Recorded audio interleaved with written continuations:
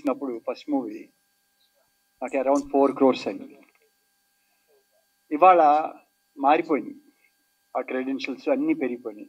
ఇవాళ సినిమా అనేది సక్సెస్ అనేది చాలా కష్టం. సినిమా ప్రమోట్ చేయడానికి ఎంతో ఖర్చు అవుతుంది. ప్రతిదీ కాస్ట్ ఆఫ్ లివింగ్ పెరిగిపోయింది. దాంతో మామూలు వాళ్ళు సినిమా తీసే పరిస్థితి లేదు. ఎంత చిన్న సినిమా తీసినా కూడా ఒక రీజనబుల్ ఆర్టిస్టులో పెట్టుకొని తీస్తే మినిమం 10-15 కోట్లు లేని సినిమా చేయడం అనేది చాలా కష్టం.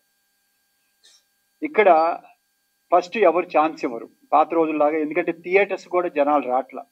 బికాజ్ ఆఫ్ కరోనా తర్వాత టికెట్ ప్రైజెస్ పెరగటం వల్ల middle class people, common people సినిమాకి వెళ్ళేవాళ్ళు. ఇవాళ సినిమాకి వెళ్ళాలంటే దాదాపు ఒక ఫ్యామిలీ వెళ్ళాలంటే 2000 రూపీస్ అవుతుంది.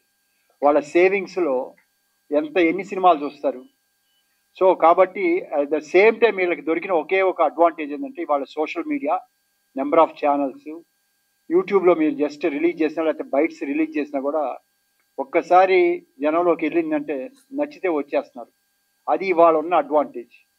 సో నేను ఇందాక ట్రైలర్ చూడకముందల మాట్లాడాను, టీజర్ చూడకముందల చూసిన తర్వాత చాలా గ్రిప్పీగా తీశారు. ఆయన చూస్తుంటే ఒక సైడ్ అంటే రిజంబ్లెన్స్ డిఫరెంట్గా ఒక పెద్ద హీరో కనపడుతుంది. అలా ప్రతి ఒక్క క్యారెక్టర్లో ఉన్నారు. డెఫినెట్గా మీరు మీడియా ముందుంది, డెఫినెట్గా మీకు కోఆపరేట్ చేస్తారు. ఎందుకంటే ఇవాళ చిన్న సినిమాలు, పెద్ద సినిమాలు కూడా అంత కంఫర్టబుల్గా లేవు. అందరూ స్ట్రగుల్తో ఉన్నారు, రకరకాలుగా ఉన్నాయి. ఎందుకంటే కాస్ట్ ఆఫ్ లివింగ్ ప్రతి సినిమా చేసినా కూడా మొత్తం త్రూఅవుట్ ఇండియా వెళ్ళిపోతుంది, పాన్ ఇండియా అని. సో ఇవాళ చిన్న చిన్న సినిమాలు వితౌట్ ఎక్స్పెక్టేషన్ ద్వారా వచ్చి మంచి పెద్ద సక్సెస్ అయ్యి నచ్చితే అది 100 కోట్లు కూడా వెళ్తుంది. అసలు ఎలా వెళ్తుందో అంత జనం వస్తున్నారు అనేది లేదు. వాళ్ళు నచ్చిందంటే అలా చూస్తున్నారు. ఆ ఎరాలో ఉన్నారు కాబట్టి మీరు అందులో మీ వైఫ్ అంత సపోర్ట్ చేసి, ఎందుకంటే మీరు స్ట్రగుల్ అంతా చెప్పారు ఇప్పుడు, మీ మొత్తం టోటల్ స్ట్రగుల్. సో వేస్ట్ చేయలే. మీరు ఏది పెట్టింది కూడా తెర మీద పెట్టుంటారని నేను నమ్ముతున్నా. తెర వెనకాల ఎన్ని తీసేశారు కాబట్టి డెఫినెట్గా దాని మీదే తపన పడి ఉంటారు.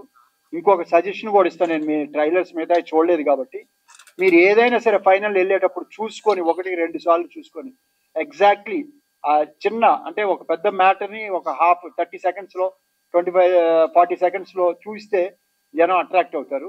డెఫినెట్గా ఆ చూస్తే నచ్చిందంటే డెఫినెట్గా వచ్చేస్తారు. మీకు అది మెయిన్ ఇంపార్టెంట్. కాబట్టి మీరు అది కూడా పర్ఫెక్ట్ చేసుకొని ముందర రిలీజ్ చేయండి. ఆ టీజర్స్ అయ్యి పబ్లిక్ సోషల్ దీంట్లో డెఫినెట్గా మీకు మంచి, నాకు తెలిసినంతవరకు బాగా వస్తుంది. సాంగ్స్ నేను వినలేదు ఎలా ఉందనేది, but definitely I wish all the very best. ఇక్కడ సపోర్ట్గా ప్రతి ఒక్కరికి ఒక వ్యక్తికి వెనక ఆడది సపోర్ట్ అంటారు. ఎలా సపోర్ట్? మోరల్ కావచ్చు, ఫైనాన్షియల్ కావచ్చు, ఇంకో రకం కావచ్చు.